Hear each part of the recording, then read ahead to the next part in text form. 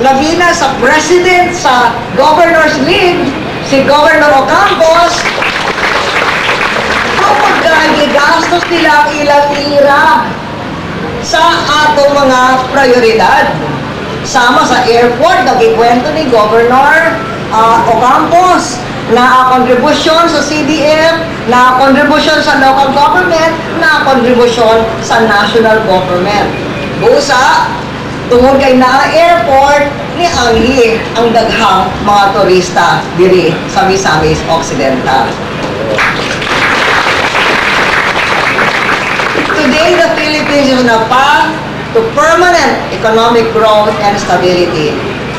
We have created 7 million jobs in 7 years. We have achieved 28 consecutive quarters of economic growth. Bisan mga uban ng mga nasod, bisan ang Amerika, naka-experience of recession sa niaging, at least 2 quarters out of the last 28 quarters, ang atong ekonomiya kanunay growth. In fact, our economy, which rose 7.1% in the first 3 quarters of 2007, is experiencing its fastest growth in more than a decade. Business and investor confidence is on the rise. Busa, nakaabot na diri ang aeroplano. That's private investment. The peso has appreciated more than 15% since 2006, making it one of the world's best performing currencies. Our stock market has reached historic heights. For the first time in a generation, our budget is under control. We are lowering our deficit. Who knows? Maybe Gary Teves will surprise us by saying that we had a budget, balanced budget in 2007. We don't know yet. They're still doing the accounting. But definitely, we're raising unprecedented amounts of revenue. And for the first time in decades, less of our revenue is being used to service debt, and more resources are being directed towards investment in human and physical infrastructure, including education, healthcare, kaubanay kining atong mga allowances of conditional cash transfer, training, as well as new bridges, new roads, new ports. This reflects our program to consolidate the gains in new revenue by investing billions of pesos back in our country. This will in turn attract more investment and create more jobs, ultimately improving the lives of all our people. Si Governor Ocampo gimension ka ganina usa sa dagko nga parte sa atong programa, ang Taytay, ang Pangil Bay Bridge, and nana ang pondo sa Pangil Bay Bridge, ang government counterpart. That's why the project was advertised for pre-qualification and bidding from September to October last year, with the deadline for submission for pre-qualification documents to be sent by December 5. When 9 firms signified interest, they secured pre-qualification documents.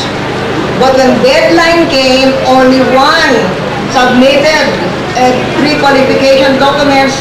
That's Hanjin of Korea.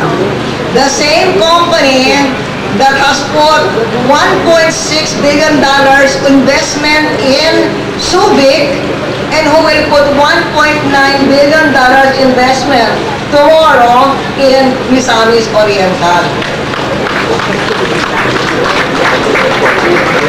Now, why haven't they started?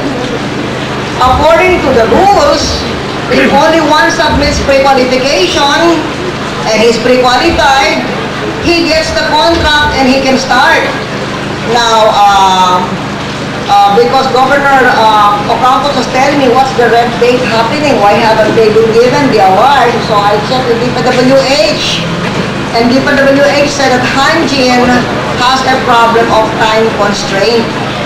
They submitted their pre-qualification as primary contractor. But they're still looking for local partners for the design and for the toll operation and maintenance.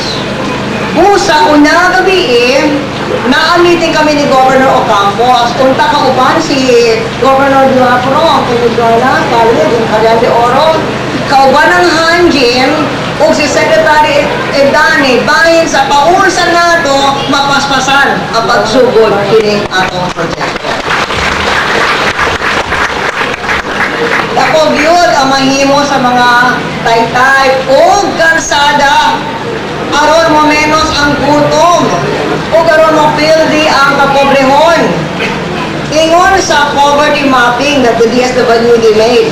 Di ba? And how are these families chosen? Because DSWD made a poverty mapping. So walay politika diri. It was all scientific. And in their poverty mapping, usa sa ilang findings nga ang pagkakulang sa transportasyon ang usa sa labing importanteng rason sa pagkakabus sa mga lungsod sa Misamis Occidental. Apil na ang Lopez Haina o Bonifacio.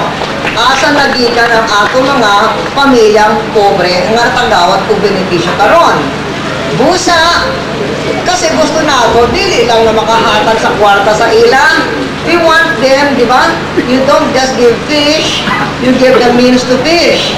So, tungod kay ang pagkakulang sa kalsada, ang findings sa DSWD, ingon ko ang Jojo Focus, ay kinahanglan, tawagon nato ang DA, Regional Director sa Cagayan de Oro sa Unya, tagaan na ito og farm-to-market roads pa ang Lopez Haina o Bonifacio. Aron, mutabang sa pagkatawas sa kapobrehon. Kaya, dili na ito hibaog na kung sa dili na ako presidente, basta dili na ko pa tayong gining programa, apang kung na ang farm-to-market roads, kung ang ato mga umang-umang, makabaligya sa ilang produkto o dili na kinahanglan ang conditional tax transfer. Busa gitawag ko ang tanang gadawat o ginabanggikan sa ining programa, sunda ang mga kondisyones sa programa. Mahimo? Okay, so daghan salamat o congratulations gihapon sa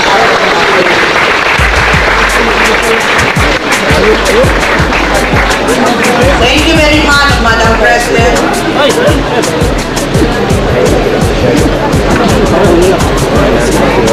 Ladies and gentlemen. Thanks again for your help. You know, it's true what we're trying to do with the province kasi ang proyekto ni Presidente Gloria Macapagal Arroyo. Bayan na sa mga proyekto na sa Presidente Gloria Macapagal Arroyo. Salamat po po. Labi na gyud sa Presidente, sa Gobernador, sa Pangulusuan, o sa tanang mga cabinet members na diin sila usad. Dihatag ang pagtagat, labi na gyud sa mga problema pamilya diya sa among lungsod sa Bonifacio.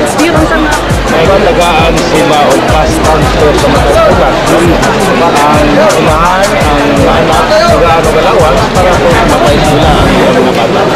Mayor, kanini ang mga beneficiaryo, for how many years man sila nga makadawat sa mga ayuda? Well, as mentioned by the Secretary, ang among ipirmahan na memorandum of agreement within 5 years ang ispan sa mga So, sa manila proseso mayor, 300 kada bata ang per pamilya? o 300 kada bata kada pamilya.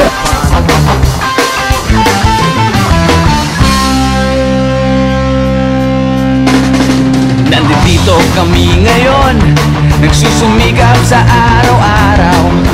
Kahit ng kayod hanggang sa mabakot, makakapan ang natatanaw. Paminsan-minsan ay naglalaro, pag-ibig lang ang di ginagawang biro. Kung sa tuksuhan lang hindi pa huli, kinabukasan ay tinatabi. Paminsan-minsan ay nabibigo, sakit sa puso ay hindi maitago. Ngunit tuloy pa rin hindi pinapansin, ang kabuhayan ay intindihin.